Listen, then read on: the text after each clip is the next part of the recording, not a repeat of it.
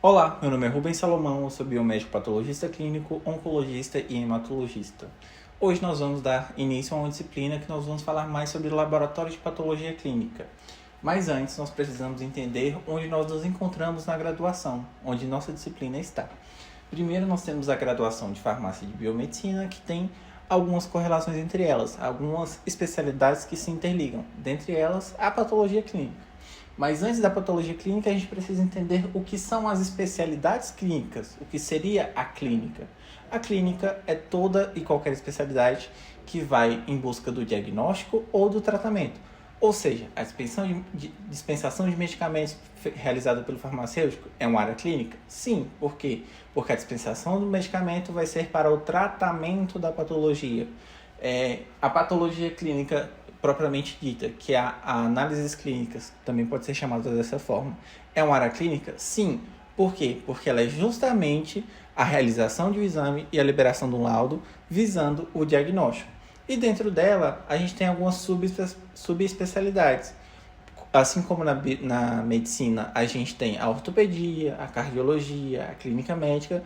Dentro da patologia clínica, a gente também tem algumas especialidades. Temos a hematologia, que vai ser o profissional mais voltado para o tecido sanguíneo, a microbiologia, mais voltado para os micro-organismos, a bioquímica, mais voltado para os fluidos da fisiologia humana, a imunologia, mais responsável pelo sistema imune, a parasitologia, responsável pelos parasitas e, dentre outros, o citopatologista, que vai ser responsável mais pelas células, e assim vai. Então, estamos dentro da graduação, dentro de uma área clínica, dentro da patologia clínica, que resumidamente é a realização de exames laboratoriais para o diagnóstico de uma patologia.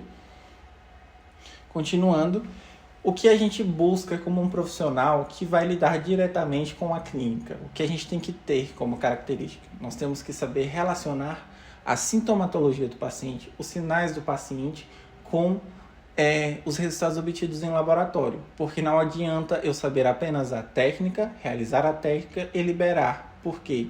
Porque isso não nos garante com certeza que aquele exame está condizente com a realidade.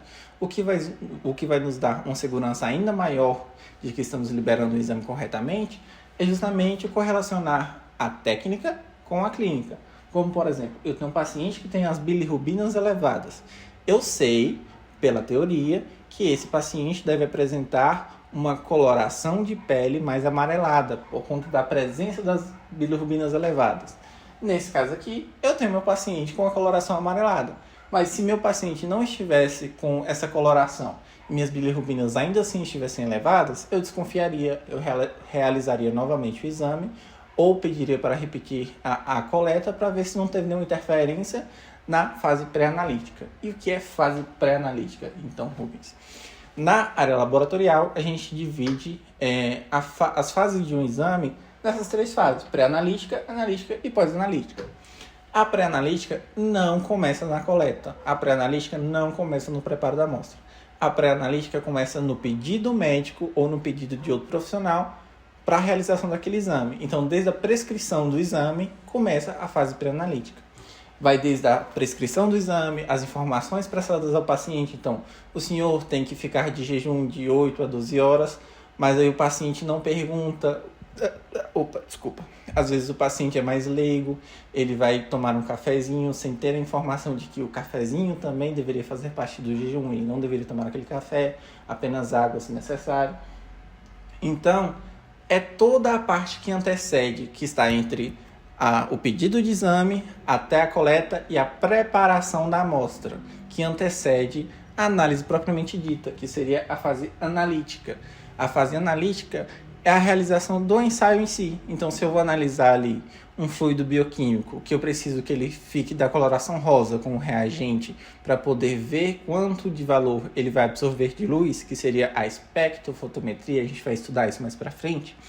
Essa reação que eu fiz aqui, eu preparei a amostra, fui lá, centrifuguei, aí eu peguei o meu soro e realizei essa reação química aqui, já começou a fase analítica. Até eu obter o resultado, fase analítica. Então, o início do ensaio até a realização do ensaio, a obtenção dos resultados.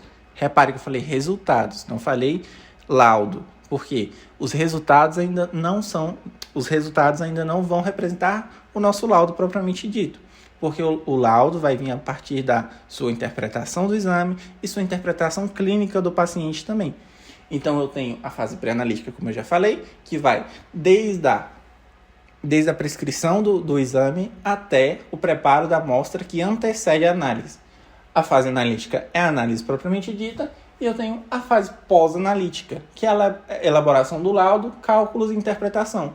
Então, tudo que vai ser a pós-análise, eu vou chamar de fase pós-analítica. Então, se eu tenho que fazer um cálculo, mesmo que depois eu obtive o resultado, eu tenho que fazer um cálculo para a minha liberação do laudo, é uma fase pós-analítica. Se eu errar nesse cálculo, por exemplo, eu vou dizer que o meu erro foi na fase pós-analítica, não a fase analítica, porque o ensaio deu certo. O que deu errado foi um erro humano meu que eu cometi durante a realização de um cálculo, não foi na realização do ensaio em si.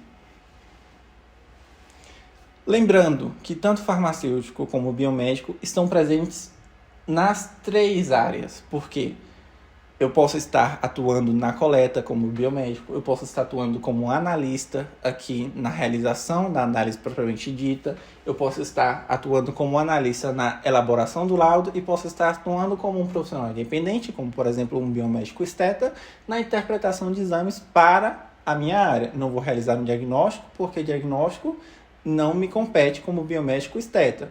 Então, se eu sou um profissional biomédico da estética e tenho um paciente que eu estou desconfiando que ele tenha uma diabetes que não vai cicatrizar bem pós-procedimento, eu posso realizar o pedido do exame, eu posso realizar a análise do exame, eu não vou fechar o diagnóstico de diabetes, mas se eu ver que está fora dos níveis, está um indicativo de um paciente diabético, eu vou encaminhá-lo para um profissional médico que possa realizar esse diagnóstico. Compreenderam até aí? Ok, perfeito. Por isso que é importante que saibamos todas as etapas, porque estamos inseridos em todas elas, desde o pedido do exame, a passar as informações para o paciente, a realização da coleta, o preparo da amostra, a análise. Então, como a gente está inserido em todas as etapas, nós precisamos saber de todas as etapas. Não só para isso, mas que a gente possa também ter um controle de qualidade muito bom. Pode ser que eu nunca trabalhe na fase pré-analítica, mas eu trabalho na analítica. Mas eu tenho que saber os possíveis erros que podem acontecer na fase pré-analítica para que eu, no meu dia a dia, eu observe que se essa amostra está hemolizada, se essa amostra está com a bilirrubina alta, por exemplo, e o meu paciente não apresenta essa sintomatologia, eu possa ser que essa amostra apenas foi centrifugada em uma velocidade que ela não deveria ter sido, ou em um tempo maior, e acabou hemolizando, liberando bilirrubina no sangue. Então, no soro, desculpa. Então, a partir daí, desses conhecimentos que a gente tem da área pré-analítica, da área analítica, da área pós-analítica, que a gente vai conseguir liberar um laudo com segurança da área clínica, da área da correlação, que a gente vai saber também se houve um erro laboratorial ou não, se a gente pede uma recoleta ou não. Também é importante dizer nessa reta final que a área onde mais acontece erros nas fases laboratoriais é a fase pré-analítica. Por quê? Estão envolvidas mais pessoas, é o recepcionista, é o técnico, é o médico, é o próprio paciente no seu preparo, é a coleta que também vai ser realizada. Então nós temos mais pessoas, então quanto mais humanos nós temos envolvidos no processo, mais chances de erros nós temos. E a outra fase, a segunda que mais acontece erros, é a fase pós-analítica, que também é a fase onde mais vão ter humanos. É o erro do meu cálculo, é o erro na emissão do laudo, é o erro na interpretação do exame, é o erro na tomada de decisões. Então é importante que a gente saiba todo o processo para que a gente evite esses erros. E se a gente detectá-los, a gente saiba rastreá-los. Como, por exemplo, se eu tiver uma amostra que eu estou desconfiando que os meus níveis de bilirrubina, assim como eu falei anteriormente, estão elevados demais, mas a clínica do paciente não condiz com isso, eu vou voltar na teoria da minha bioquímica clínica e vou compreender se isso é um paciente que ele está com a bilirrubina realmente elevada ou se foi um erro na fase pré-analítica, no preparo da amostra. Poderia ser, por exemplo, uma amostra que foi centrifugada numa velocidade que não deveria ou por tempo demais, por exemplo. Então foi essa a nossa aula, espero que tenham gostado e nos vemos na próxima.